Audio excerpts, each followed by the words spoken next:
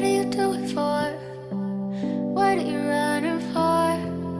What are you running toward? Hi guys, welcome back to my YouTube channel. My name is Candy, so also go by Confidant Candy. If you are new here, thank you for choosing me to watch. If you have subscribed, welcome back to my channel. Today I'm going to talk about high functioning anxiety.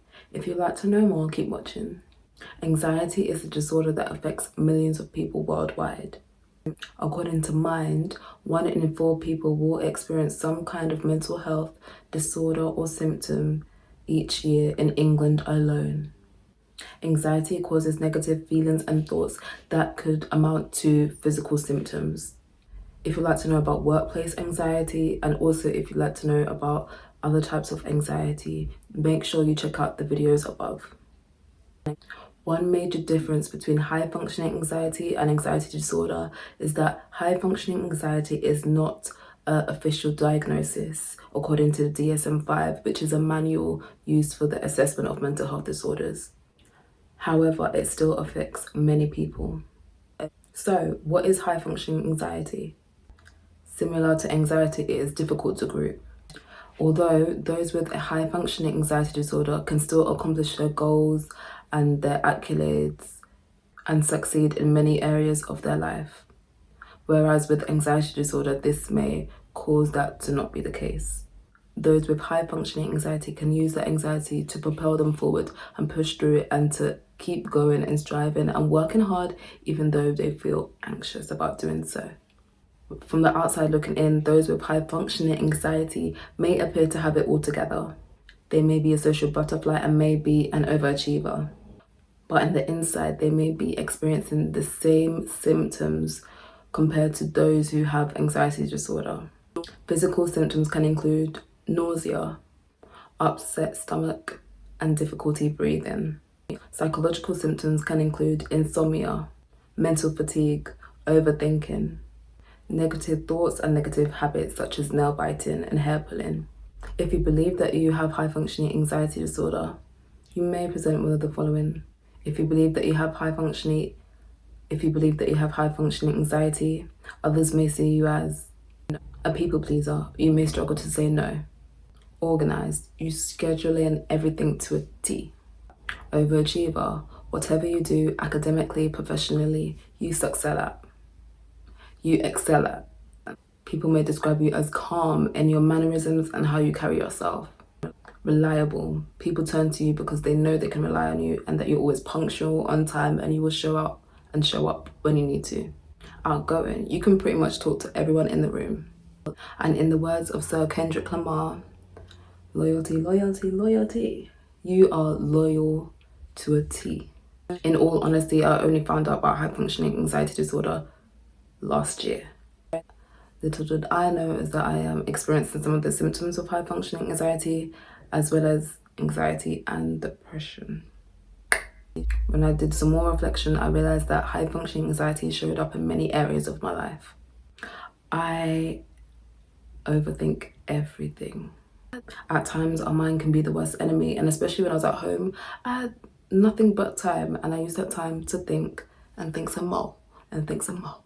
I can appear calm on the outside, but in the inside, I'm shaking. I've been told by colleagues, I've been told by friends that I appear very calm, very cool and collected. But that's because I've trained myself to be that way on the outside. On the inside, I might be having an internal battle, but you'll never see it on my face.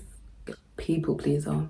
When I was young, I just wanted to make everyone proud. I was just doing things to, get some encouragement or to make people feel good. It's not really what I wanted to do, but I did it because I'm helping other people, and that's what I believe that my passion is, helping people, but I did it to a fault.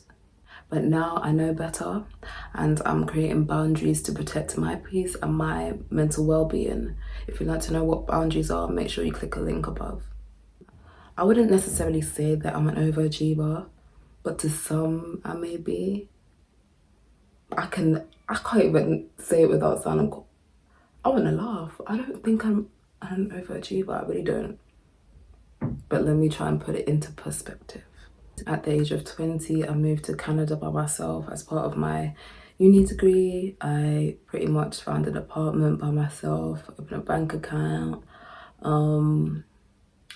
living by myself in a foreign country. I didn't know anyone. I knew, well, my friend lives in Toronto, but I was in Montreal and I was pretty much clueless, but I figured it out, okay? I did it and I would do it again. I studied business and psychology and my undergraduate course. I moved to Birmingham, solo dolo, pretty much. That was a good time. I've been volunteering for over 10 years.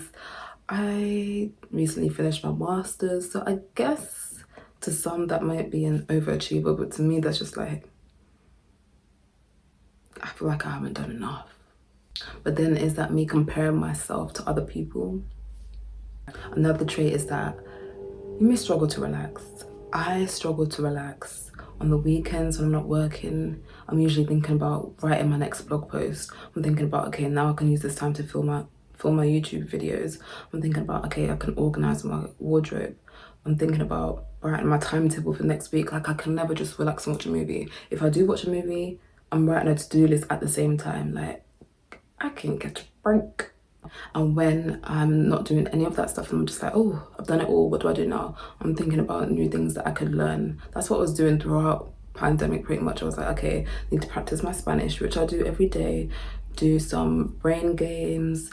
And I was like, also I could learn about coding. I could learn about stock. I can learn about different things that I would want to know more about in the future. So I figured I might as well use the time, and that's what I did.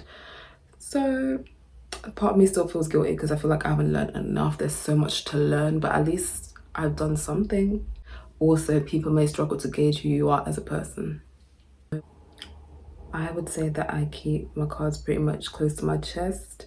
You will not know what I'm thinking until I say it. I try to keep a poker face because I just like to keep a little bit of mystery about me, and I try to keep it cute or keep it on mute, okay?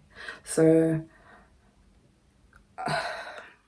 I'm saying all to say that sometimes I just don't talk about how I'm feeling really because I don't know. Part of me is like, okay, so if I say this, I'm gonna sound stupid. Another part of me is like, this doesn't make any sense. Another part of me is like, I don't want to be a negative person. Another part of me is like even right now, when I get nervous and when I get excited about saying something, I start to stutter and I start to jump over my words, and I'm just like, you know what, chill out, you need to chill out, you need to chill out. This is turning into a rant. But when I'm in work situations or like social situations where I'm not necessarily comfortable, I'm not going to be spilling all my tea or telling everyone what's going on in case it can be used against me. You know, when you go to an all-girls school, you realize that you can't tell everyone your business because it will come back to bite you. That sounds like I have trust issues, maybe, but I'm not talking about this and we're not talking about that in this video, but that's kind of the vibe that I have. I'm like, nice to meet you. My name is Candice. I'm going to share a small bit of information, but I'm not going to give you everything. You get me? Another trait is that you may use substances to cope. That was a coping mechanism for me when I was in uni. I was throwing it back, okay? I'm not going to lie to you. And that was because I was anxious and I was going through a lot. And I just felt like instead of talking about it, I'd rather just mask it over with things that I didn't need to be doing or drinking. So I would definitely say that therapy, particularly CBT and counseling, have helped me to realize that I don't need to mask everything, but just deal with it head on. If you are building up the courage to talk to your doctor or talk to a loved one, do make sure you take each day as it comes. Write down how you are feeling. If you're not too sure how to say it, write it out. That was one technique that I think that would really help. If anxiety is really causing havoc in your life, do make sure you talk to someone. There are a bunch of helplines and hopefully places in your local community where you can reach out and talk to someone. If it's an emergency, I would definitely say call a doctor, but there are places available to use, so do make sure you make use of them. Due to COVID, there have been a surge in the demand of mental health services across the world. If you're not comfortable going in person, you can always do an online option. That's what I did for my CBT. I had telephone consultations and I had telephone appointments for about 3 months, I want to say. So it definitely did improve how I was feeling. If you have done that and you're waiting for a referral, in the meantime, you can do the following. Find coping mechanisms. Deep breathing is one way that can calm your nerves. You can practice it really quickly as well. Find a way of letting off steam. You can dance, you can write a blog, you can write some poetry, you can journal. There are so many things that you can do that are inexpensive. Try to analyze and break down your thought patterns. Why are you thinking this way? What has triggered you to think this way? Try and find the root of the problem. That's it for this video, guys. I hope you found this useful. Do let me know if you believe you are experiencing high functioning anxiety symptoms, and talk about your experience because I would love to know. I hope you're staying safe. Take care, and I'll see you soon.